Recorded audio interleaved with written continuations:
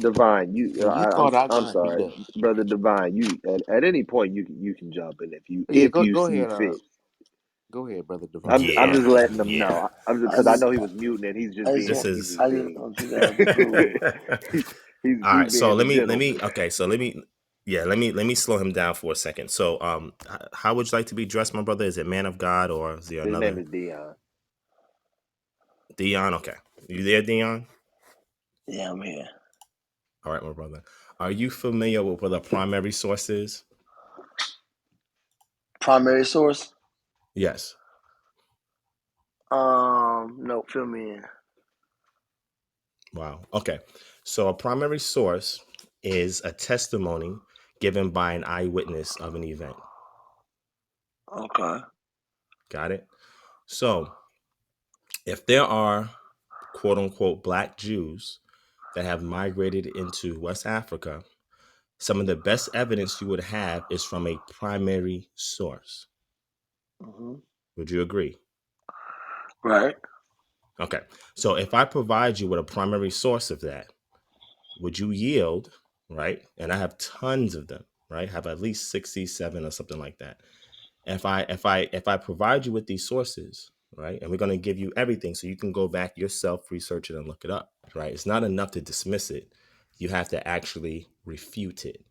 So all you're doing is rebutting it by either glossing over it, by demeaning it, by putting it aside. But a very strength in your refutation is actually looking the source and then showing how the source is invalid, how that data does not support the claim that's being made. You have not done any of that. No methodology have you done on any source that was being provided with you tonight so far. So what I want to do is I want to give you primary sources. So here's your first source, right? This is from a book called The Portuguese in West Africa from 1415 to 1670, a documentary history. This is edited by Malin Newitt. This is from Cambridge Publishing. Are you familiar with what Cambridge Publishing is? I'm familiar with Cambridge. Okay. Cambridge. Cambridge Publishing. Yep. So Cambridge University has a printing press, so to say, right? A publishing arm where they publish books and articles and a ton of different material, right? If it comes to Cambridge, they go through a very lengthy Hey, and process Divine, to I'm not verify. cutting your wisdom, Divine. If you wanna, if you got stuff you wanna ping up top, you could just definitely take that off and just pin it up top. Continue, Salakia. All right, King, I got you. I appreciate that. Um, so, and again, this is why the reason why I'm working this way is to show you how legit these sources are, right? This is not just something from Joe Blow off the internet or from some fringe scholarship. This is stuff that's already known. So once I give you some primary sources, I'm going to give you experts on this subject matter that we're talking about, and I'm going to read from their work. And you're going to see who these individuals are, and you're going to see that they are not biased. They are extremely objective because they don't come into this believing any of this, right? Their job is to investigate it to see if there's any merit behind the claims that are being made. Otherwise, it's just an assertion, right? So Cambridge published this book, and in this book, you can go to page 74 and page 77. And I'm going to read this from you, right? This is from the O Manuscrito de Valentim Fernandez, right? And it's a translation from the Portuguese, and it's translated by Malin Newitt. That's why Malin Newitt is the editor, because they're the redactor in regards to this book. Is originally in Portuguese, right? And on pages 74 and 77, this is what it says. In this country and in Mendinga, there are Jews who are called Gaul, and they are black like the people of the country. However, they do not have synagogues and do not practice the ceremonies of other Jews. They do not live with the other blacks, the ones that you talked about, but separate from them in their own villages. These Gaul are usually jesters and singers and play on viols and cavacos. And because they do not dare to enter the villages, they take up a position behind the houses of the lords of the village. And at daybreak, they sing his praises until he orders them to be given a ration of millet, and then they go away. And when the Lord leaves his house, these Jews go in front of him singing and calling out their jests. If the Jews did not know these jests, and if they did not greet the Lord in this way, They will not be tolerated by the blacks. For so great is the ill will felt towards them that they are barred by the blacks and do not dare enter one of their houses except that of the Lord. And if they are found in the village, they are beaten with sticks. No Gaul, whether Jew or a Jewess, may take water from a spring until everyone else has finished drawing water. And then the last person will give them water. Or if they live in a country where there is not a lot of water, they have some spring of their own set apart. So what's going on here is that there are Portuguese travelers and merchants that are going into Mandinga country, right? When you get the Wolof speaking peoples, etc. And they see a whole bunch of Jews there that are black, like the people of the country, the indigenous people, but they are not the same people. They live separate from them. And they do things such as gestures and playing vowels and cavacos in order for them to get a ration of food. Because they, and this is according to the curses, you know, you've probably heard Israelites say stuff like that.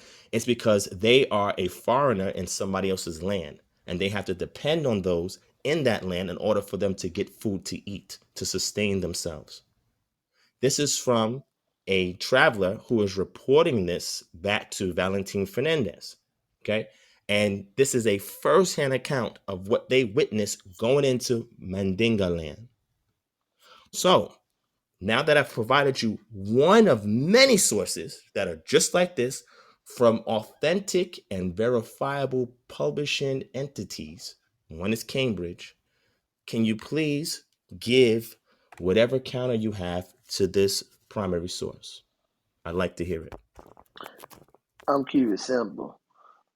Divine, you sound like a very intelligent man, and that you love history, and that you have compiled some research and some books and some archaeologies and various different things. However, I was waiting for like the because I'm still trying with all the, and listen, let's just take for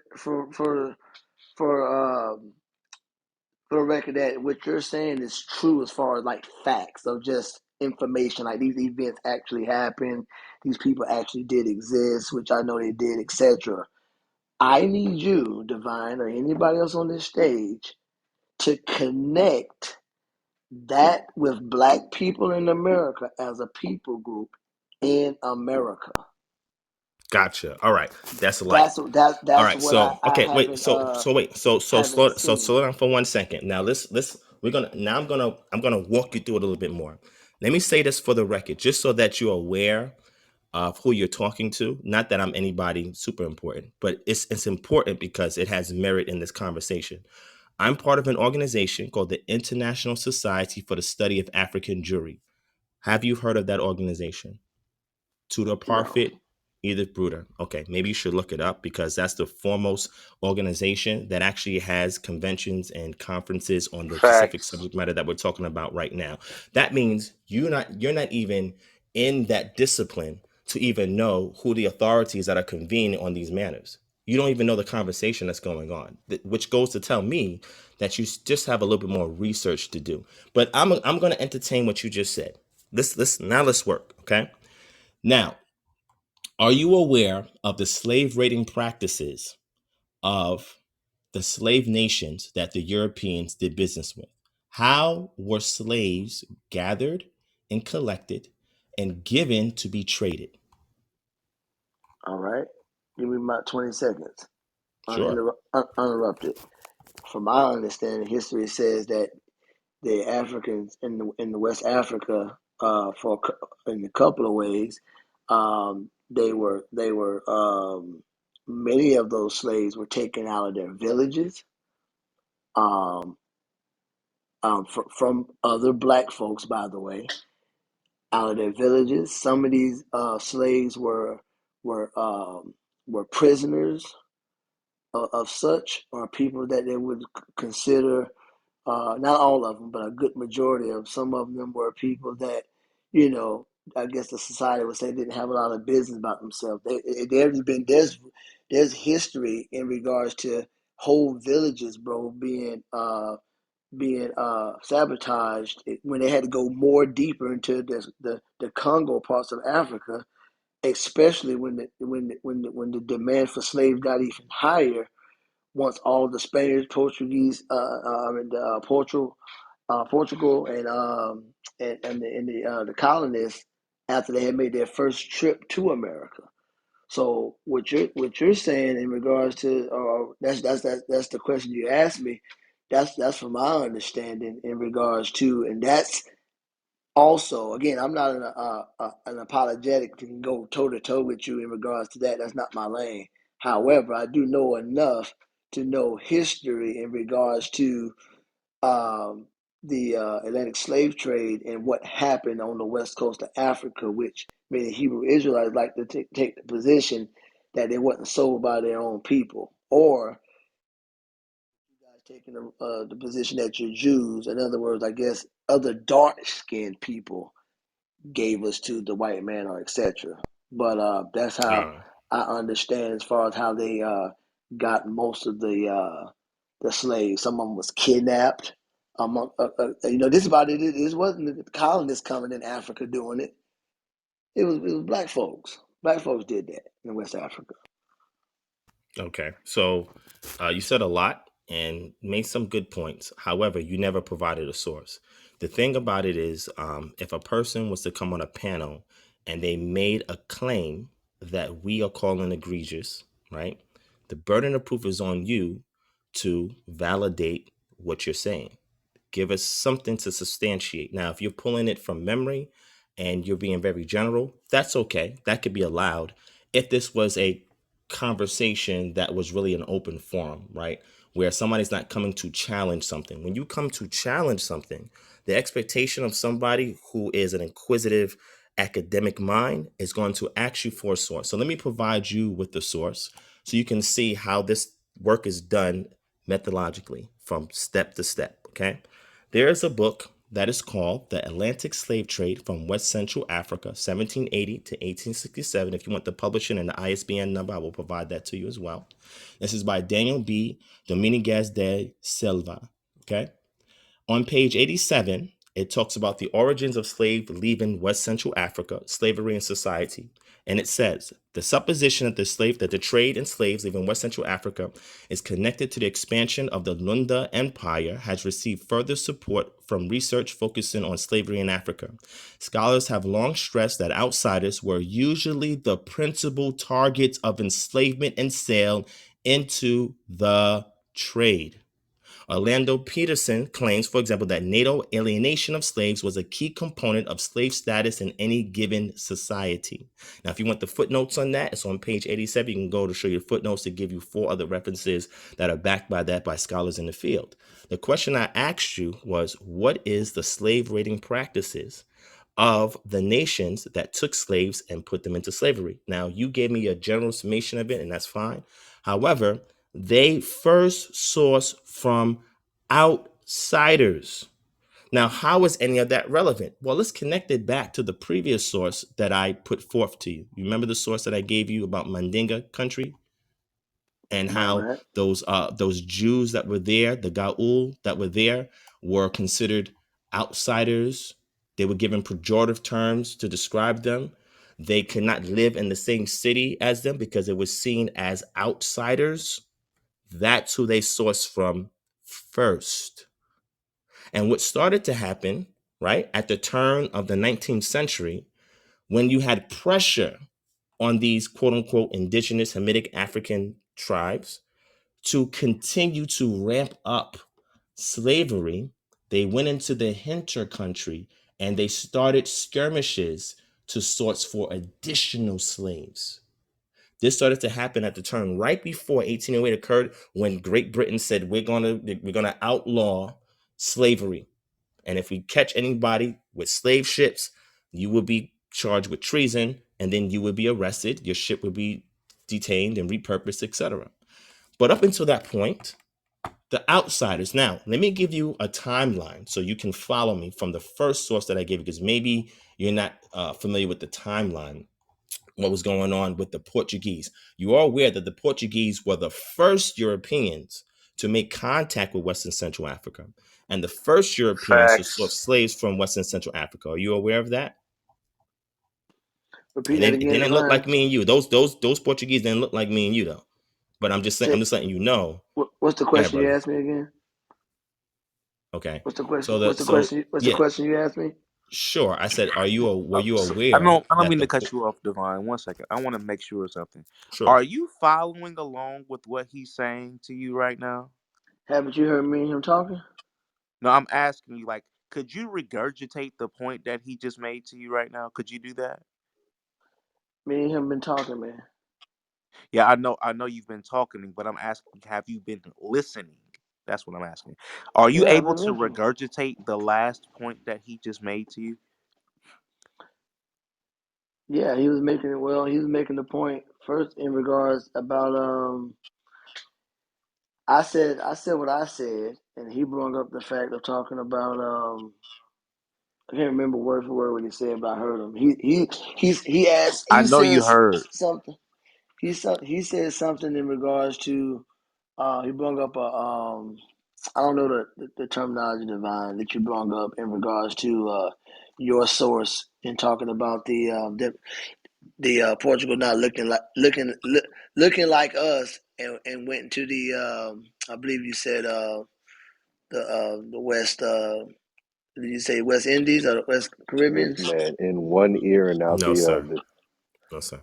You see what I'm But saying? yeah. So Go Miles, ahead, let Divine. Well, me I'm just following. I'm I'm talking to gonna him wrap it though. up. Yeah. I'm gonna wrap it up. I'm gonna slow it down a little bit because I know maybe this is stuff that you are not thoroughly familiar with. And again, this is not an apologist against an apologist. You're our brother, right? You just have a misunderstanding of the evidence that we possess, that we dispose in order for you, a person making a discovery, are being privy to now. Because prior to this, you are unaware of this data existing. This is why it's not good to chuckle or to laugh or to dismiss things in the way that you did. And I believe it was out of ignorance. So I'm gonna give you the benefit of the doubt It's before not you that. It's see not that. the It's not evidence. that.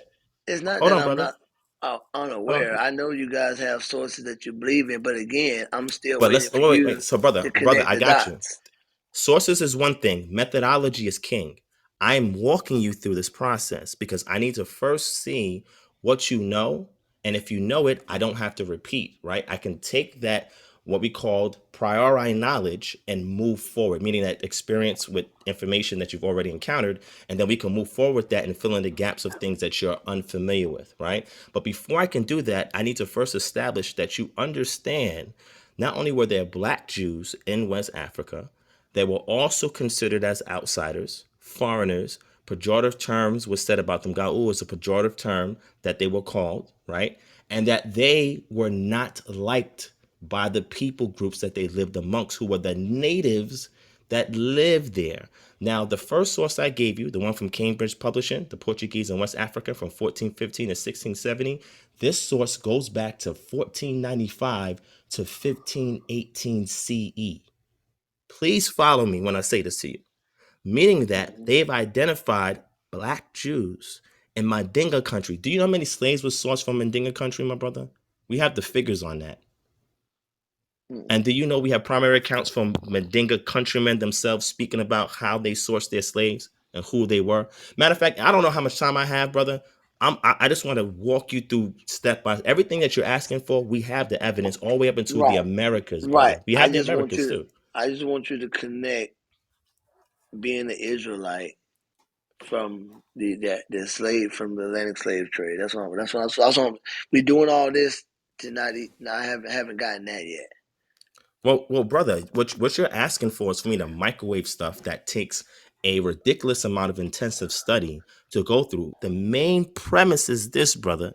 We have evidence and proof. So it's not just what we would call circumstantial evidence. We also have direct evidence that there were black Jews. This is what they're termed by those people who were in the land, or what we will call them Israelites, that they were in the regions in which slave raiding took place.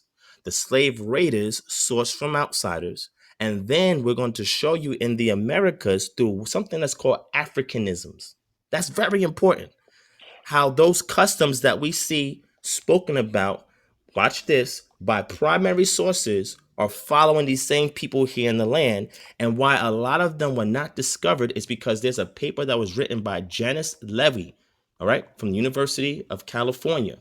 And she wrote a paper talking about the crypto Jews phenomenon that occurred during the transatlantic slave trade, which means a lot of those individuals who were Jews, and matter of fact, I'll just read her paper to you if you want me to start reading it. I have it right in front of me. Let me read the abstract just to slow you down, because again, like I said, there's a lot of moving parts, brother. So I want to walk you through so you can see methodology, brother, get you from point A, from a position of inquiry, all the way until you get to a thesis. You don't just say, well, microwave it to me. That goes to show me that you're somebody that probably don't read a lot of academic material, because it don't work like that, right? The stage is Not at to all. get to your point. But let me read you her abstract. Let me show you something, brother, because if you don't understand this, some of the evidence you're asking for, you're not going to find, because the same thing can be asked from other ethnic groups. It says here, her abstract is called Beyond the Saharan Cloak, Uncovering Jewish Identity from Southern Morocco and Throughout the Sahara by Janice R. Levy. Just entertain me for a second. From the end of the medieval period into the early modern era, regional anti-Semitic violence in Northwest Africa forced Jews to convert and or flee into other lands. A legacy of imposed invisibility through illegality of Judaism and fear of expressing a Jewish faith identity was a consequence of intolerance towards Jews. For their own safety, Jewish persons had to conceal their faith identity. In doing so, what appears to be a lack of Jewish presence may simply be a strategic concealment of one's interior faith conviction. This paper explores how Western institutional oversight, please keep this in mind, brother, by organizations and scholars continually perpetuates the impression of Jewish absence from these spaces. Further, the paper seeks to challenge a visible lack of Jewish presence in West Africa and abroad by analyzing the complexity of conversion and investigating seemingly invisible identities. Lastly, the paper examines how the efforts of Jewish persons to become undetectable have contributed to the historical illusions of Jewish presence in West Africa. Now, she's using the term Jewish because that is an academic term as well. So they'll impose that on places where the primary sources will say Black Jews, or in some cases will have words like Israelites. And this is not only from white primary sources. I got about 20 Black primary sources as well. Here's what's going on, and I just want you to understand what this Saharan cloak is. What happened was a lot of these slaves, when they were grabbed up, right, which I'm going to give you sources of Black Jews being grabbed up, and they were taking, in those slave ships, they had to learn how to survive. What they realized is that if those slave traders are looking for a specific class of people, in order for you to survive this long trip to wherever you don't know, wherever you're going, you lived amongst those indigenous peoples. You get wind that they're looking for a particular group of peoples. Those peoples, right? They're handing you over to those slave traders, saying that this is who you are. Those slave traders don't know because you look similar to those people that are giving you up. You're not the same people because phenotypically you have similarities. That doesn't make you the same people. That I hope you understand that. It's very important, right? So what they had to do was they had to I don't think you know what a disguise phenotype their. is. So what she's saying is that there's an argument that, hey, well, if these slaves that came over here or was in West Africa were actually Jews, right? How come we don't see a whole bunch of them come out and say, "Oh, we're Jews"? There's a reason for that. The reason for that is they decided to conceal that knowledge, because if that knowledge was understood, the ramifications would be even worse than them being assumed to be those local people. So when you read this paper, and again, if you want it, I'll send it to you, brother. I don't believe in amber scholarship. Read over everything that I'm quoting to you so you can see it for yourself. What I'm saying is you don't understand the crypto Jew element. And this was done out of survival. Number one, you are aware that there were some Muslims, quote unquote, that came over in this slave trade, correct? You ever see Alex Haley's movie Roots? You know, You ever seen that movie? that's the exact question I was going to ask you. Out of all those Yeah, so the people Mandinga that came, peoples, Wolof peoples, they adopted Islam, but they're not Arabs. Divine, have you ever heard the opposition against everything you said tonight Yes, I have, brother. We argue this from in from the from from ISAJ. from Brother, Christians? listen. Yes, I wrote a paper on this, right? I'm telling you, I'm part of an organization. You got to write papers on this. You got to write material on this, right? What I'm Right. saying is, of course, I can argue against everything that I told you, What I'm but saying is, that is how has there been anything that had you scratch your head about what you believe? believe, brother. I'm not even talking about belief at this point. We're Well, what I'm reading saying is, sources, based on brother. all this information you gave me the last 20, 30 minutes, for someone Okay, who again, let me just divide. You just came on the stage. Let me just tell you my position. sure. I'm a Christian. I'm a pastor of a church, correct? So my line of work doesn't involve, uh, and I won't call you out because I just met you. So I won't say this to you. But I feel that most of these brothers have that's a nice word, identity crisis. They want to be something because they believe them being the Israelites are special. Okay, let me just put it like that in nice words.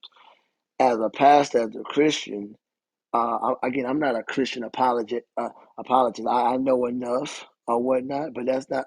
I don't sit up here and just, you know, just sit up here and go all into history and etc. However, what I'm saying is, even what you just spit out the last 20 minutes, 30 minutes, if you were to talk to some type of talk to a Christian scholar or anyone that would debate you on this topic. I guess my I question to have. you, okay, my question to you, Divine, is with We them all being have. right. So with them being well known, well, studied in certain different things, archaeology and all Hmm. this other stuff, has there ever been any argument made to where you had to go research or Of felt like, course, man, they got a point or whatever? brother. That's called peer review. So, Right, brother, right, in, right, in academia, wait, let me answer your question, right? In academia, you're going to face rebuttals and refutations. The right. refutations is what I'm concerned with. I don't care about a rebuttal. A rebuttal just means somebody's giving you a counter argument. That doesn't mean anything. A refutation is in that counter argument, they bring new data or data you may not have been aware of that turns the tide of the discussion, right, in their favor. Right. So I've encountered rebuttals all the time, and I've encountered some refutations that made me tighten things up. See, what I'm sharing with you is 8 years in the making. This is not just something I woke up yesterday and said, "Hey, I've been doing this to this degree for at least 8 years." Now this is 2023, so I'm going on So, 9 years, so I right? asked you that to make the point. I'm just saying, what makes them wrong and you right, or vice versa? Well, I'm not gonna say wrong or Cause right. When I hold on, they'll say brother. the same thing. Yeah, yeah. Listen, I don't use the terms wrong or right. What I'm telling Okay. you is my conviction based on my research. I'm not Right. saying what I'm saying is definitive and that's it. I never say anything like that. What I'm saying is if you ask me why do you identify as such, I'm going to give you a case. And I'm going to say, okay, this is my proposition to you, right? And after I give you the proposition, then I say, look, the reason why I'm giving you this proposition is based off of this methodological approach that I took to this subject matter. And I took this, and this piece of evidence in. Then I went to secondary and tertiary sources from either secondary sources of the primary source or a tertiary source, which is like a scholar, a modern scholar that actually deals with this, such as Tudor Parfit. And Tudor Parfit, he has an issue with Black Hebrew Israelites, right? In Americas, right? He has an issue with that. However, when it comes to the presence of Black Jews in all the areas in which slaves were sourced from, he says this in his paper that I was going to get to next and read to you, that they disappeared after the transatlantic slave trade. Disappeared. Like they're gone. Like we don't know where they are. And the only thing is a resurgence has happened in the past maybe 100 years, 150 years of this coming back to people on the continent saying, "Oh, wow, so my family really was Jews." I have a Timbuktu scholar who was responsible for cataloging and collating all the documentation that we have in regards to Timbuktu, right? And what he discovered in his research in doing this, and mind you, he came across this by accident. And this is in Mali, right? If you see this man, you're going to think that he's what's called a Hamite. You would look at him and say, "Oh, this guy's a Hamite," right? People would say that. However, when he went back and did his research, right, he saw that his family came from a caravan of Jews from Morocco. A caravan of Jews from Morocco. They got pushed out after the Inquisition that was occurring in what we call the Iberian Peninsula. And then they migrated in North Africa and made their way to Mali, to Timbuktu, right? and they settled in that area. He had documentation with his ancestors' names in it that he knows because it was shared by his family. When they did further investigation, his family were crypto Jews. On the outward side, they practiced Islam, but inwardly, they kept their what we call their Israelite identity. Some scholars say Jewish identity. They kept it inwardly. It was only until he see the documentation of it by his ancestors that he knew that he was a Jew. Because if you look at him, if I show you a picture of him, you'd be like, what? But this has been authenticated, right? So what I'm saying is what Janice Levy was talking about, we have an actual live case. That's just one of them. I have at least 9 of them. So yes, there are arguments that are counter to what I'm saying. Of course, brother. People who are very skeptical of that, they're going to have counter arguments. They're going to be grasping for straws here or providing evidence to say, look, I disagree with that. That's when the conversation is had when 2 people are familiar with the data And so, and we have a what would you think conversation about it. what do you think their agenda is, Divine? Just to make a point that you're not, Sure. or what? I gave you an Hmm. example. So there's an individual. Her name is Edith Bruder, right? Edith Bruder is the one who oversees the International Society for Study of African Jewry. She's the understudy of Tudor Parfit, right? She wrote a book called The Black Jews of Africa. Have you ever read that before? No. Okay, it's a great book because it's an objective book, but she does have an inherent bias, right? Because she is a French Jew. And according to her disposition, and you'll see this historically, right? Especially in the travels of Eldad Hadani. Have you heard of that character before? Hello? No. No. Okay. So he's responsible for the Beta Israel and Ethiopia getting helicoptered to the state of Israel in the 1970s on a project called Operation Moses. Have you heard of Operation Moses before? No. Okay. And the justification for there being black Jews in Africa, especially in that part of what we call Ethiopia, there's also the Yabir. Have you heard of the Yabir in Somaliland? They're also black Jews that reside there in Somaliland. And there's a caste system in Somaliland, and they're at the bottom of the caste. Very interesting that the ones of color that we find in Africa that tend to be black Jews are always at the bottom of the food chain. Divine, help Just me out real quick. coincidentally, it's You fascinating. use the terminology Black Jew. So, Jews, does that have anything to do with a bloodline or skin color or both? So you Everything. can be a white Jew. You can be a Chinese. So the black Jew, this is a pejorative term that these Jews in Africa are called. I don't think they should not be classified as that. But if I'm going to go by the primary sources, this is what they call them. And the reason Right. why they call them Right. black Jews is because their idea of Jews is what they witness in Europe, what they witness in the northern tips of Africa, where you still have some Jews that are fair colored, Jews that are in East Europe, Jews that are in Poland, Jews that are in Georgia, Jews that are in those regions of the world as well. That is their experience. Now they're coming across a group that have fringes. Oh, shoot, they got fringes on. They're keeping the Sabbath. Oh, they're keeping the Sabbath. They're giving them genealogy. Oh, they got genealogy. They're like, wait, these are black Jews. Why did they have to add the term black? It's because at that time, black was a pejorative term. It wasn't a term of endearment. It wasn't a term of praise. What you're saying is you're saying like they're the outcast of Judaism by calling somebody a black Jew. That was never a positive term. However, that is how these groups are identified by these primary sources, and that's why I use the terminology, not because I agree with it, but the nomenclature was already established before I came on the scene. I have to use it for consistency purposes in order to drive my point and to show you my argumentation and how they are called and labeled and identified and categorized in the sources that I'm providing you. Right. So what I'm saying is the Jews are people of just of dark skin tone. Yeah, Is that well, correct? not only them. So let me say this, right?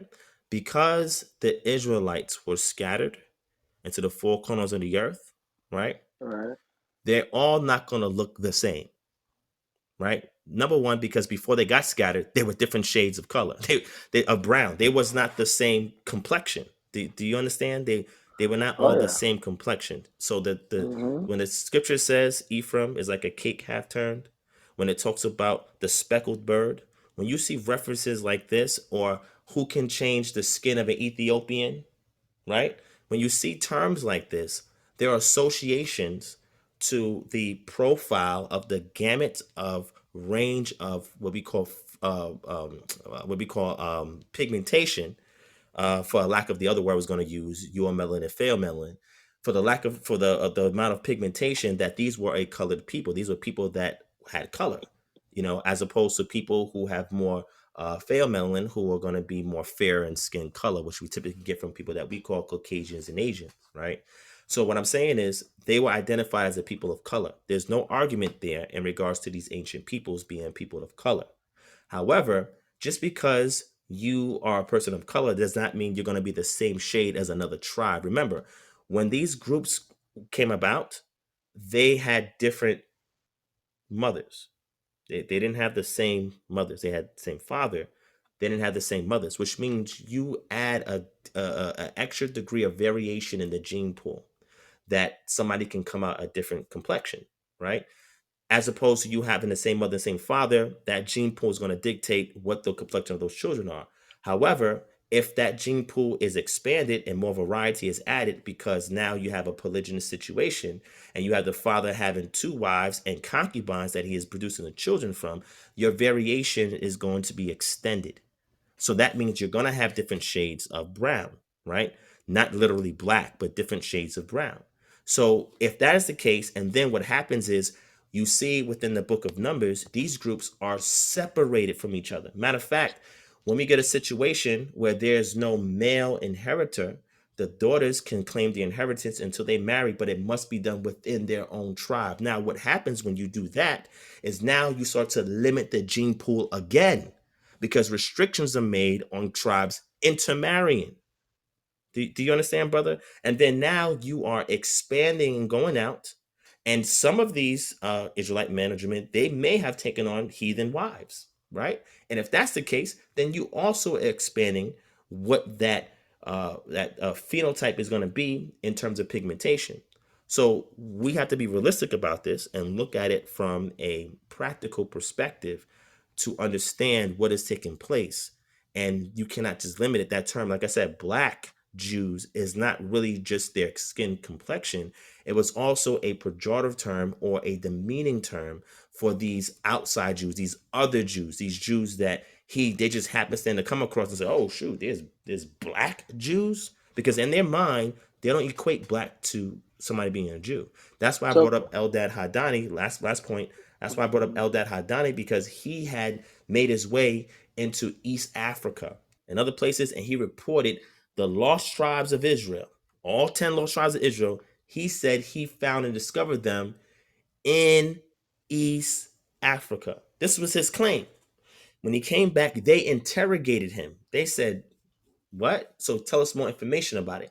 He gave them some, fanatical claims like, oh, the river Sabbatation would stop on the Sabbath, and then it would stir up again. This is something that he said. And he would say other things like, the sons of Moses that lived amongst them, like there were some Levites that lived amongst them, that they were divinely protected, or a hedge of protection was around them whenever the other tribes went to war, nothing happened to them. So he would say stuff like that. But here's the kicker. The kicker is whenever a Jew during that time in antiquity will ask another Jew about their identity or whatever else they're saying, they're looking for a halakha. Halakha is how you explicitly walk out implicitly what's being conveyed in the text. For example, the scripture tells the Israelites to conduct sacrifices, but it doesn't give them step by step on how to do that. That's developed through a system called halakha, which means I'm commanded to do this. There's no detail on how to do it exactly. So what I do is I pull from whatever scriptures I can that can give me some substance about what I'm about to do, and then I perform it. That's one thing will make you unique. So somebody can see how you sacrifice that animal, like let's say for Passover, and they can tell, oh, you from that group of Jews. They'll ask you, how do you keep the Sabbath? They'll ask you, what books do you have in your possession? He said they didn't have Esther, and they didn't have the book of Lamentations. He said that they didn't even subscribe to the the Talmud that they had, because remember there was two Talmud, a Babylon or Babylonian Talmud, and then there's a Jerusalem Talmud. They said that, oh, they don't know anything about that. You're gonna say, well, what does all of that mean for anything? The reason why that's important is because these very claims were authenticated, and this is why the tribe of the Beta Israel that was in Ethiopia, they were called the tribe of Dan, because of the customs that Eldad Hadani shared with the other Jews. And when they went to go investigate that group, everything he said, they were practicing. They didn't know nothing about the Talmud. They didn't know nothing about these sages, these midrashim, anything that occurred after a certain period of time, they had no knowledge of, which means they were Jews by other customs and even halakha that they developed independently, right? That would happen if you read scripture, you're going to develop sometimes in some cases similar halakha. But when you go to investigate them further and you see that some of the customs they kept were first temple practices, and Eldad Hadani, his argument, what he was saying, what he saw them do there is exactly when they go to see, when they investigated back in the 15th century. Now you have a case.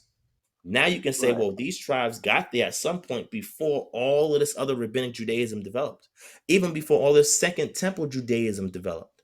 They authenticated they claim to be from the tribe of Dan.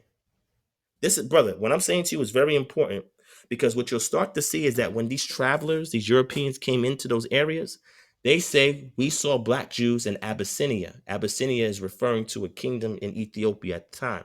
And they would say they were from Abyssinia all the way through the mountainous region and made their way through the Congo all the way into the central coast of Africa. A great example of that is Christian Oldendorf. Have you heard of Christian Oldendorf before? No. Okay, so he was sent by the Moravian Brotherhood, which is a Christian sect, to the Virgin Islands, right, what we call the U.S. Virgin Islands today, the Caribbean, to get a history of the slaves there, what's transpiring with the Christian brethren that are there, which, you know, most of them were slave traders, slave owners. And he interviewed one of the slaves who came from Luango. And you know, Luango is a country that sits right on the coast of Central Africa.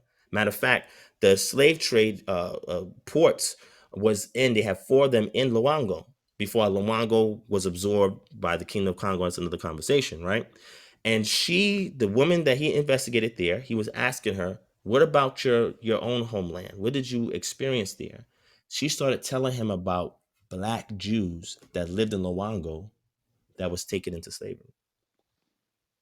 Black Right. Jews? Why is she saying this? Is she making this up? She wouldn't know nothing about black Jews unless she encountered them. Because, you know, What during the course of investigation, interrogation, he's asking her questions, and this is what she reveals. So let me give you that source real quick. But you can ask the Divine? question, brother. No Why you problem. looking for that? Is black Jews in Sure. Africa now still? Yes, they are. So Because called? of the crypto Jews. So remember I mentioned to you earlier crypto Jews? What was crypto Jews? What's a crypto Jew? I can't recall. No problem. So crypto Jew is a Jew that disguises their identity, and they refrain from outward practices of that cultural identity. And what they do is they take on the outward identity of whatever culture is dominant. So if it's Islam, it's there. And if it's any other practice, if they're in Benin, right, and they're practicing voodoo, right, by the Fan peoples, if they're amongst them, they're going to practice that outwardly so that they're not persecuted. But inwardly, So what they're going. about the Jews? What about the Mhm. I guess what you would call the so called Jews that are in Israel? They carry out all the practices up to date now. You said the So so-called Jews. Which Jews? There's a lot of sects of Jews. well, You talking about I I Mizrahadim? I just said in Israel. Do you believe there's any real Jews in Israel? Yeah, and they look like me and you. Yeah. Oh, the ones that don't look like me and you, I know you they're wasn't not. expecting that, right? But yeah, You know, so slap him in the what I face. do, and I'm gonna I'm saying yeah, the ones that I'm don't look gonna like say this. us. Listen. I'm gonna say this, brother. Listen to me, and this is me being honest, right? Yeah. I would have to do a case by case analysis in order to determine if a person's claim is legit. That is another entirely different process. The issue that I have is the disenfranchisement of people of color not given the authenticity of respect to hold to their claim of being Jews simply because they're people of color. They've been disenfranchised from this claim for hundreds of years. Matter of fact, for almost 1,000 years. But We here's have the early thing, though. records of. Okay, brother. Don't most people don't even like Jews, so to speak. It That's over depends. there now. Jews are They always loved get here in this bad America. rap. No. So listen, brother. In Israel today, the state of Israel, you gotta make sure we say the state of Israel. The Jews, right, what we call the Jews, mostly are Ashkenazim, but you also have Yemenite Jews there. You have Mr. Hadim Jews there. You have Sephardim Jews there. There's different Jewish groups there, but the dominant So Jewish are group is they the Jews? Are Ashkenazim. you just saying Hold that as on, a brother. I'm figure of gonna speech? answer your question. Hold on. Let me answer your question. Right. And there's another article I have in regards to saying color can identify who's a Jew and who's not, and that's important because of how people were labeling people who were of color who were saying that they were Jews. Out of all those groups there, the Yemenite Jews, the Sephardim Jews, the Mizrahadim Jews, the Ashkenazim Jews, I just told you, honestly, I would have to do a case-by-case basis. But what I will tell you is there's a lot of people who call themselves Jews that are converts, and we can trace that back. So there's a large swath of Jews there that are strictly converts. So when you do, for example, let me give you an example, right? DNA wise, right? ADNA, which is called ancient DNA, is housed in the petrous bone of the skull. And the reason why is that because the cartilage there is able to preserve the DNA in a more integral state than you can get anywhere else in the skeletal remains.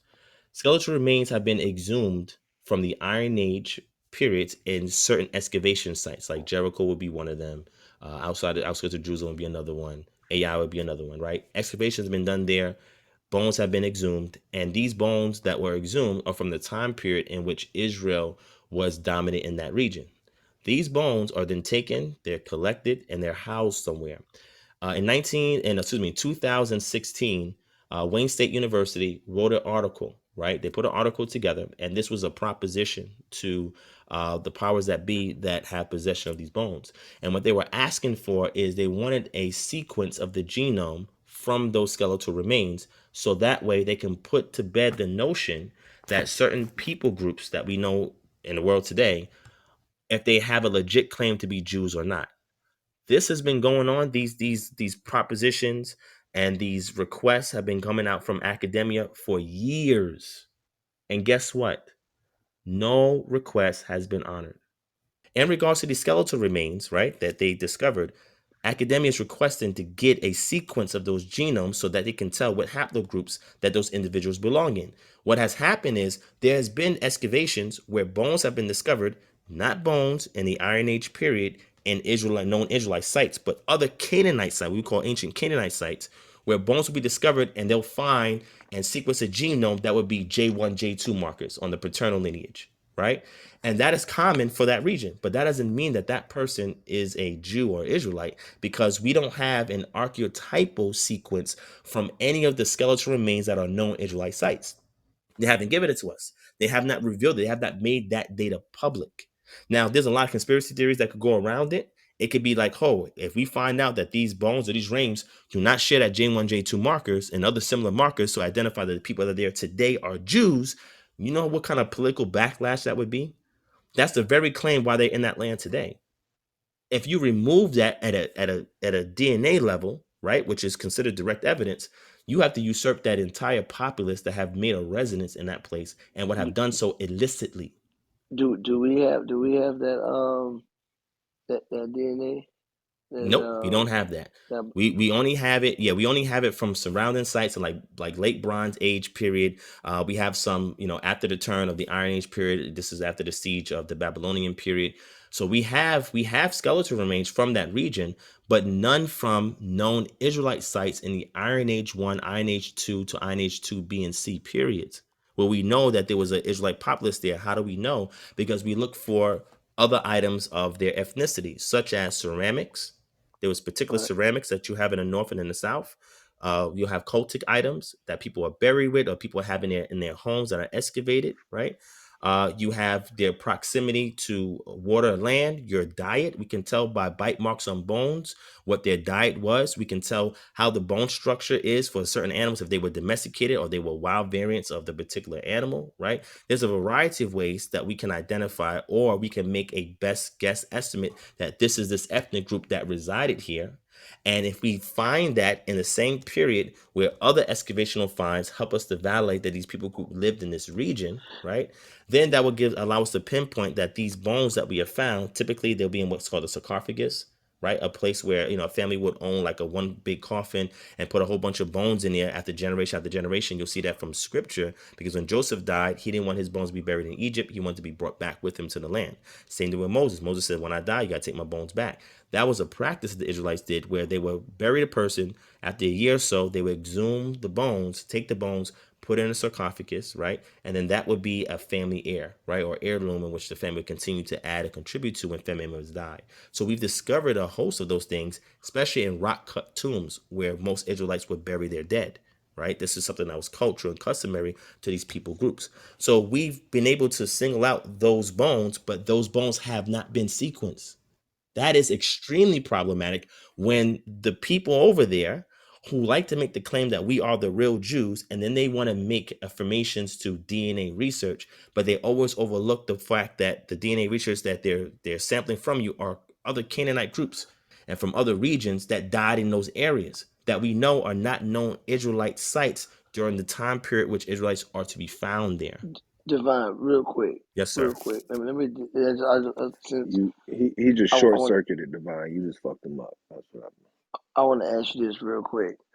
With the Israelites that I believe are Jews, by the way, that are there, what would be your explanation in regards to just ever since they came into that land, the onslaught of the Arabs towards that nation of people, and watch this, and how they have sustained over decades of not being blown off the map. Like that doesn't, for you, that doesn't show, for me, in my position is like that it shows, just for me, it's just an eyeball test for honestly, if I'm gonna be honest with you, in For regards to resilience. of Resilience? God's protection over them. Divine. So let me If they were not the Jews or the Israelites mm-hmm. per se, as you say, I mean, these Are you imposters, so to brother, speak, hold on, brother. Slow would down one second, brother. Are you aware that a genocide, attempted genocide occurred with our people over here? Do you know how many of our people died coming on ships over here too?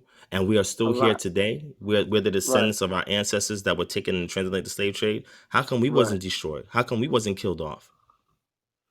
Well, we came over here for profit. I mean, most of the slaves were over here to work in the Western Hemisphere in this land. that wasn't his And question. then it wasn't. But also, Jews were merchants that can trade in various nations. Let me give you an example. In the 9th century CE, right, you had the Khazarian Empire that existed, right? Khazarian Empire was a buffer between the Islamic states and the Christian states, Christian nations, right? A Jew can travel to a Muslim country and do business. They can travel to a Christian country and do business. When they came upon the Khazarian Empire realized, like, oh, the Christians are beefing the Muslim beefs them with the Christians, but what is the common denominator? And they discovered that the Jew was the common denominator, because out of the Jews' ancestry, this is how you have these opposing groups, Christians and Muslims. Jews were used in order to be a mule to travel across lines and deliver things such as letters, such as items of trade, such as helping to with diplomacy in some cases. Jews were used to do that. Now they didn't were able to lay claim to any land, right? But they were being used to do the bidding of these other nations, these other groups. So I just want you to know, for the same reason that they took us over here for profit, Jews were being used for that as well. Jews realized that they were being used for that, and what they did, when I say Jews, I'm about the groups that you identify, they decided to take advantage of that. Oh, they need me for mercantile stuff? Oh, sure, I'm going to take advantage of that. Now I'm going to start charging them. Hey, you a Muslim, you want to keep doing business with those Christians, and you need me to bring it over there? I'm going to charge you a tax now. I want X amount of money from you. They So you started their saying own this is the banking reason why systems and they've been on the operations. assault and attack? Is that what you're saying? No. I'm explaining to you how they survived. You're saying that is divine. I'm trying to tell you from a humanistic perspective how they survived. Well, this is what I mean. I'm talking about in regard to where I believe the prophecy fulfilled, that Israel became a nation again in 1948. Show me that prophecy. Where in the Bible do you see that 1948, the establishment of the state of Israel, is a fulfillment of prophecy? Are you a Zionist by any chance? I'm just asking to see your political affiliation. No, not at all. You're not a Zionist, I but you're say, speaking like a Zionist, though. right, okay. You I know, there's say Jews that over there that are not Zionists. Hold on, there's Jews over there that are not Zionists that don't support the state of Israel because they feel oh that yeah, it goes against the will mm-hmm. of God. There's a Jews that believe that. How come they're not all in sync if this is a fulfillment of prophecy? You would think all the Jews would be on the same page, but they're Or not. the same way that all Hebrew Israelites not on the same sync. Well, Christians not on the same But page either. Muslims not on the right, same page either. so that makes everybody. So that rolls out that That point. that My that No, point no, no. is, But that that wait that wait hurts your wait point. wait wait my a point minute. is this. Wait, no no Is no wait, Dion, hold on. Wait. First hold on, I'm off, trying to make a point Divine here, no, bro. but your points is but Dion, I'm be completely honest with you. Divine just laid out so much information that I know you have a cognitive overload right now. I am listening, and we're talking. You interrupting our conversation. So Zarash, let me ask him a Yes, question real sir. quick. So Zarash, uh, the last point that I was making, because you see, he was saying that he believes in the divine protection of the Jews in Israel today. Remember, I mentioned to him about 5 different groups of Jews. Yes. Which one are you talking about? They all have different histories. That's number one. Number two, and I'm assuming he's referring to the Ashkenazim. If they have a divine protection, he says, well, why did they survive and then they get killed off? And I told him, and he said, okay. And I said, well, it's the same thing with us here. It was a purpose why those people groups were allowed to live. And they're not the only groups that were attempted exterminations. Genocide happened in a lot of different places, even amongst those people groups of color, that's called Black Jews, right? In the Right. regions in which they're discovered, genocide occurred with them. Matter of fact, the Beta Israel was almost stamped out. The Iberian peoples was almost stamped out, right? Divine. So they survived. Here's my point of bringing that up. I don't know if you believe that. Do you believe that the Arabs are descendants of Ishmael? Some of them have a claim to that, but some of them are other Shemitic groups as well. So it depends on which group we're talking about. Okay. When you listen, when you say Well, Arabs, hold on, brother. There's clans amongst these groups. You're aware of that. okay. People just say That's fine. Arabs like it's just one monolithic group. There's different clans and they have different Okay. So ancestry. you agree with some of them, Yeah, right? some of them, Some of some them of them are, that make right? that claim is legit. Okay. Yeah. Okay. So let's just take that. My whole point, okay, of bringing them up and divine protection, etc. Or which what I do got a scripture that I believe supports that. I'm gonna bring that up in a minute in regards to them being there. So I don't think I'm running from that, uh, Darash.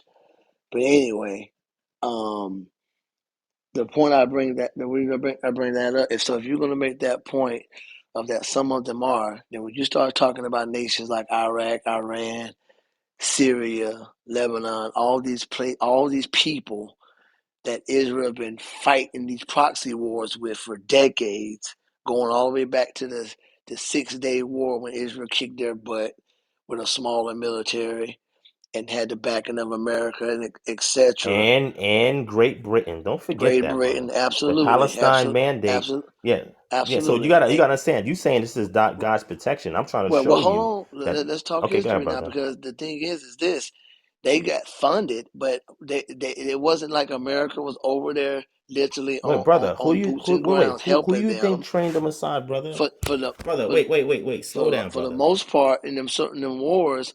That was Israel, bro. Brother, I need you to slow down for a second, They brother. was Let's slow, outnumbered. brother, But here's slow my down, point brother. though. It's not even Wait, brother, that's not hold on, even my point. brother. I know, but just hold your point for 1 second. Let me just say this, brother. You are aware they receive special ops training, right? You're aware of that. Right, absolutely. So let me give you an They example. still If outnumber about listen, five or wait, six brother, countries, manpower and all. let me give you an example, right? So let's say that I had an older brother, two older brothers, right? Let's say one represents Europe, one represents the United States, right? And I'm the younger brother, right? And then I go to the playground and there's an area of the playground, like let's say it has a sandbox or whatever there that I want to take, right? But there are kids that are there, right? And I go over there, and mind you, I'm by myself, right? I go over there and I said, this sandbox is mine. I'm taking it. They're looking at me like, what? So I get into a fight, they jump me, right? Just listen to me for a second, brother, right? And I go back to my brothers. One of them is trained in martial arts, is a black belt, second degree black belt martial arts. And the other one is a person who's a boxer, who's a welterweight champion. I go to them and they say, "Oh, you got jumped. We're going to show you how to fight." They send me back. They don't go because remember, you got to understand that there's interest in that land. Other nations have an interest in that land. This is why the Palestinian mandate existed by the British government.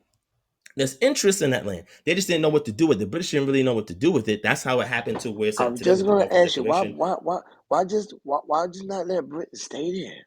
No. Because Divine. it's a brother. The reason why Israel Britain didn't want to, Israel couldn't do nothing. They got the brother, strong hand. listen, brother, We'll brother, just stay listen. The here in reason why, Israel. Hold it down. brother, the reason why the British did not stay there is because it's a liability. You got to understand, world powers, like the ones that are actually in power A now, you think, liability? it definitely is a liability. So let me Oh, give you an wow. example right now. You know, Ukraine is supposedly fighting Russia. You think you see U.S. military troops over there helping Ukraine out, brother? They have the Mm-mm. might and the power to do so. Why are they not doing it? Because of liability, brother. There's certain liabilities that superpowers do not want to assume. So they use buffer entities to do it. Here's a great example. The British took over Nigeria. You're aware of that, right? The British, they ran Nigeria. They Mm-hmm. actually created it and got it carved out in the late 1800s. They ran Nigeria. However, over time, in the turn of the 20th century, they started to scale back their control because there was so much resistance, and they put the control in the hands of the northern groups of people there. You know who the northern groups of people there in Nigeria is today? The Hausa, Fulani peoples. They gave the power to them. But guess what? Britain did not want to stay there because you got to suffer casualties. You're going to have people die who are British. You're going to suffer issues such as disease and other things. So what you do is you have a long string on a puppet that you have there, and you pull the string all the way from a different place. So if anything goes bad, guess who's going to take the blame? Not Britain, whoever they have in power, the puppet that they have in power. So what happens is if there is an interest by those Jews prior to World War II, because you got to think about this, they was planning this way before World War II, that they wanted to return here, they wanted to do an aliyah back to the land, and they wanted to take over the land. Why do you think that they kept getting rejected all the way up until World War II? There was a reason why it was getting rejected. And that even goes counter to your argument. Why is the British working with them? Are the British supposed to be persecuting them? That means the British might be their God. They're the ones that supported and helped this all take place. That might be the God that's giving the protection that you're talking about, because they're the ones training their troops, special ops and all of that. They're giving them funds and everything to fight. So That what sounds about like the God to me. persecution? So what about the persecution of the Holocaust, bro?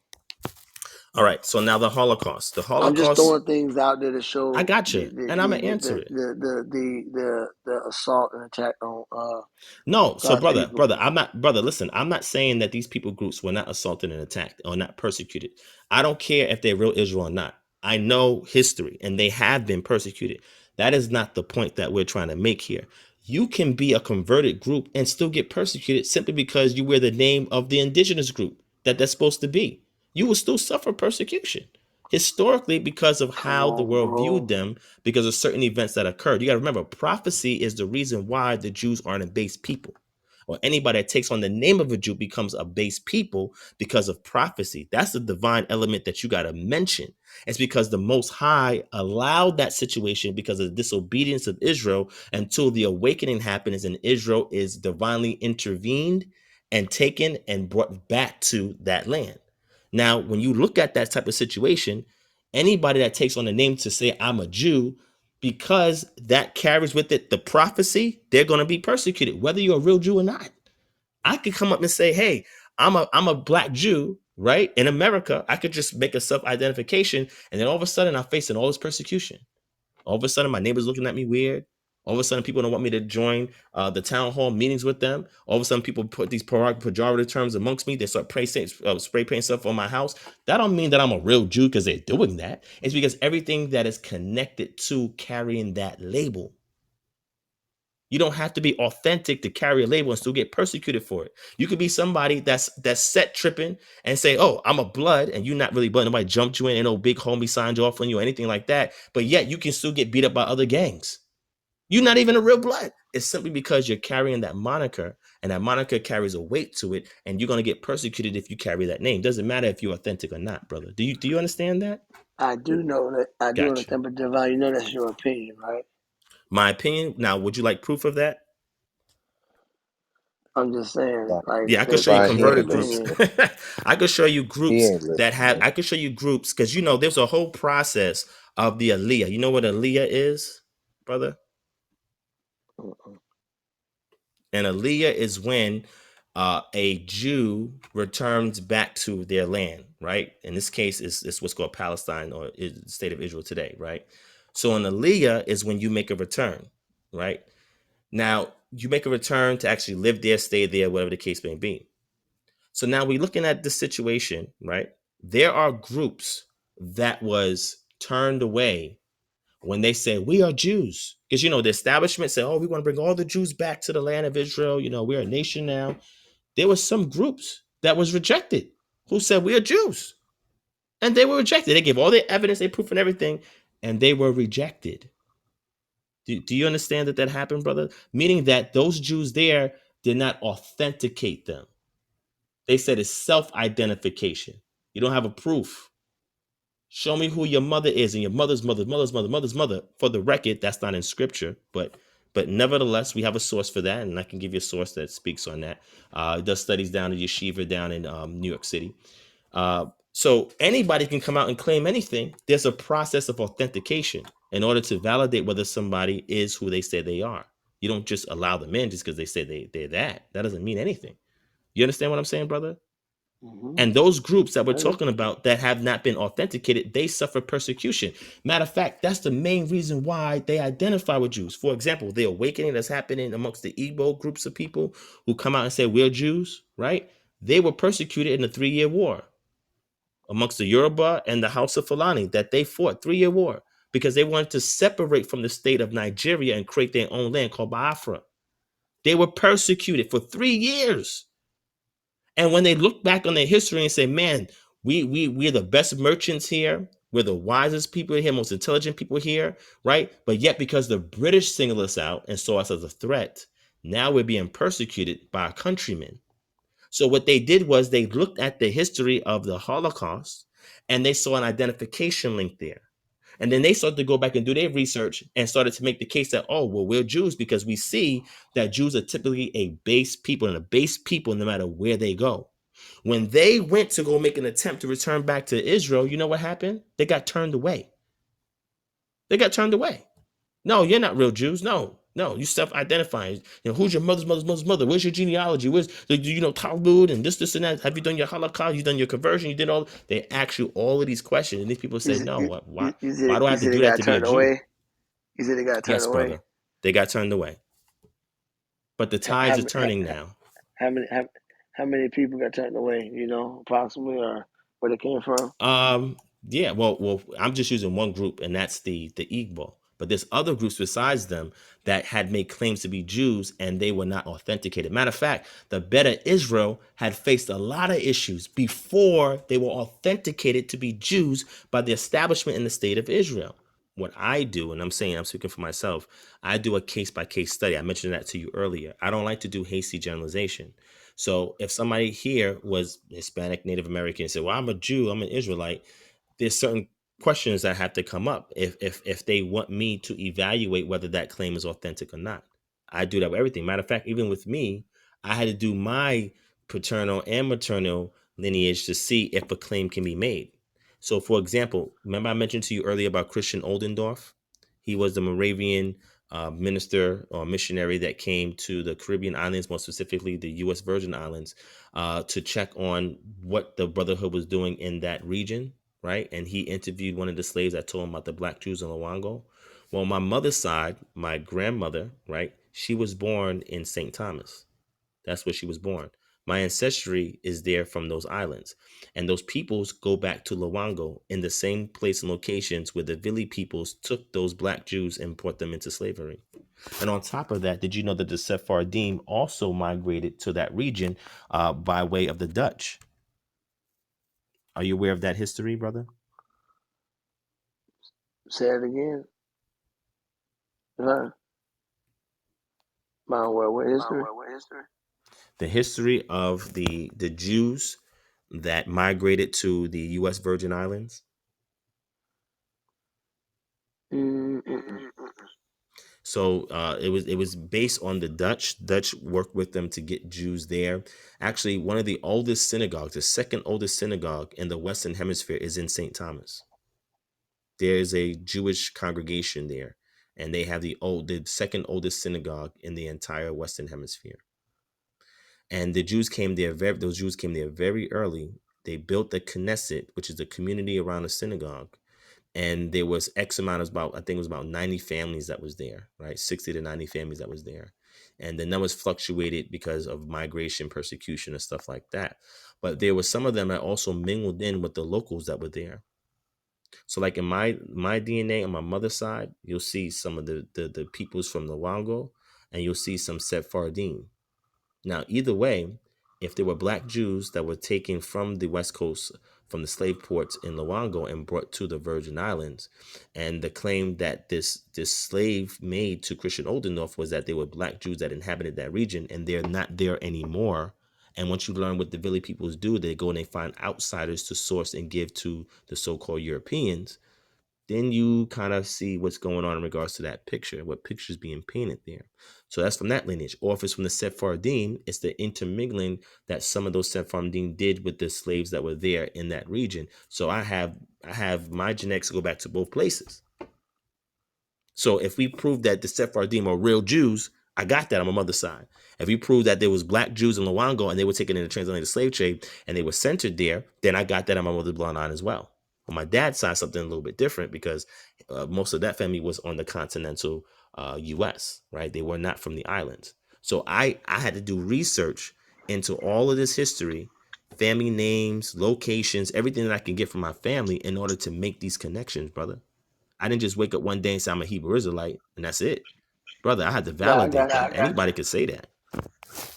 I hear you. I hear you. I just, hey, look, you spit a lot of information. I'm not a Christian apologetic, right? I don't spend. I preach the gospel. I read the Bible. I know my word. All right. This is what we're talking about is or what you've broke down so far is in scripture. Now, you broke down, and I'm not saying I didn't say that to say that stuff cannot be proven outside the Bible. Neither. Let me make that clear at all. So I'm not saying that. I'm just saying that for me, Divine, as much as the information you gave to me, it don't land the plane that we as so-called black folks here in America it didn't link it back to me proving that we're the Israelites. I mean, you giving me all these accounts of like you say, primary witnesses, etc. But it doesn't. And listen, that's just me talking without even knowing all the actual counter arguments that what other Christian apologetics know that I don't know. That you Yeah, know what they know. In yeah, other I could words, teach you. you I know could teach you them too.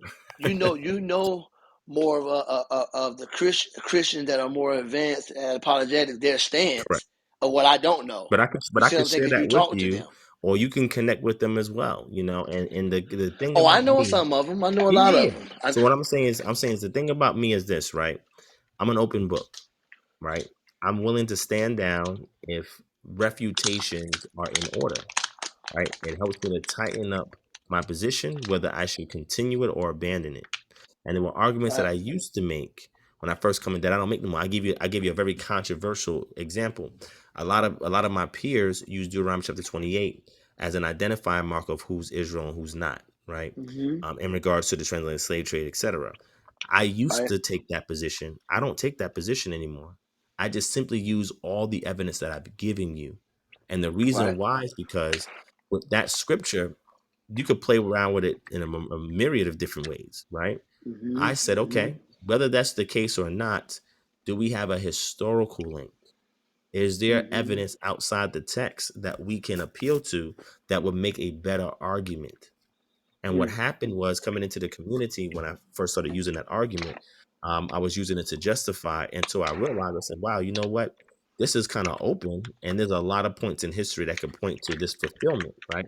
Not saying that it was totally fulfilled in any one of these cases, but there's other things that can be argued. I said, look, let me go a little bit more Mm-hmm. definitive of that, right? Let me go outside of that and see if there's an actual historical case that we can make in regards to circumstantial or even direct evidence outside the scripture to validate what we've been claiming, Right. right? And if no, let's say I didn't get none of these. See, let's say all of these 50, 60 something sources that I have, Mm-hmm. articles, books, etc., on Black Jews, let's say they didn't exist.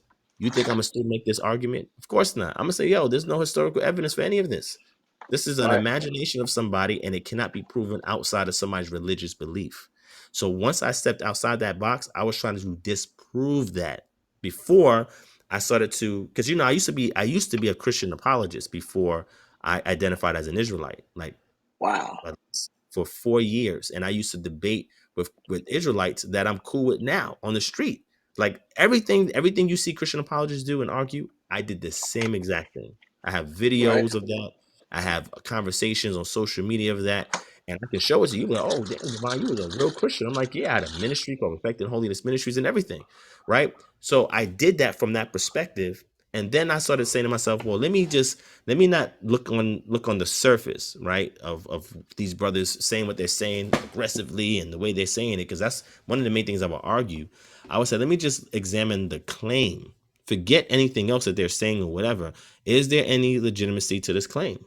And when I went and researched it, and I started to uncover stuff that I've never been taught, that I've never seen before about these Black Jews in West and Central Africa, and how these Black Jews lived in the same locales that slaves were sourced from, and that the slave raiding tactics is to bring outsiders, and that crypto Jews was an element that disguised their identity coming over here to America. When I started seeing all this stuff, I'm like, whoa, I never seen this before. Before I made my arguments, I came across new data that was unbeknownst to me.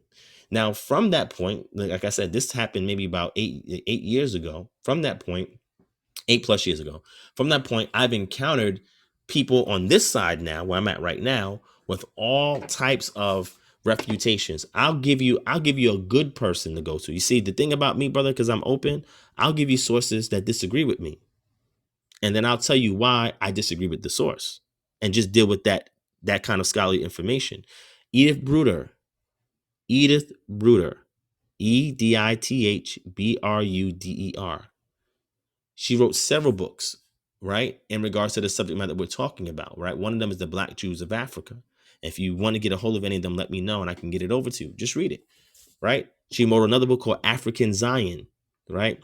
And then she wrote a book about African Judaism in the diaspora that includes the Americas. And then she makes the case why she doesn't agree with the argument that Hebrew Israelites make about being Jews. Do you She agree with makes anything she says? She's a yeah, real so smart yeah, lady or what? some stuff she said. Remember, she got her. She's a French anthropologist, right? And she's a multidisciplinary. That means there's various different fields that she dabs in. This field that she dabs in was encouraged by her overseer professor, which was Tudor Parfit, and he's another person who has an issue with the way Israelites make claims about being Jews because it's things based off what I just said to you. It's not based off the intensive research that I was sharing with you this entire conversation. None of this, a lot of the stuff that I mentioned to you is not covered by them, and the things that they do cover, right? They either dismiss it, or they say there's credence to it, but it's not enough. It's insufficient. And there's data that I've shared with you today that they've never included in their arguments or their dissertations. And this is why I joined their organization to present the case. And I'm not the only person that's done that, right? KOY has done it as well. Kingdom of Yah, they've done it as well. This they're also called the African Hebrew Israelites. You know, the ones from Ben Amin. Remember Ben Amin, the dude from Chicago that migrated to Liberia and then from Liberia made his way to Israel. Mm-hmm. That group also has a scholarship arm, and they also have argued the same thing in the same organization, the ISSAJ. You talking So about what I'm based saying, with stuff that okay, you said that you've been telling me tonight. yeah, some of the stuff I shared tonight, and again, when I share with you is just maybe 20%. I mean, there's a whole bunch of stuff that I put in a paper a second paper First paper was just an introductory. The second paper that I put together that I'm still adding to now because I'm still coming across more sources, right? Divine, you don't mind me asking what time zone you on, bro? I'm on Eastern time zone, brother. It's Okay, 3:22 see, we, a.m. right now, right, and I got to work in 4 hours. right, we on the same page. We Eastern too.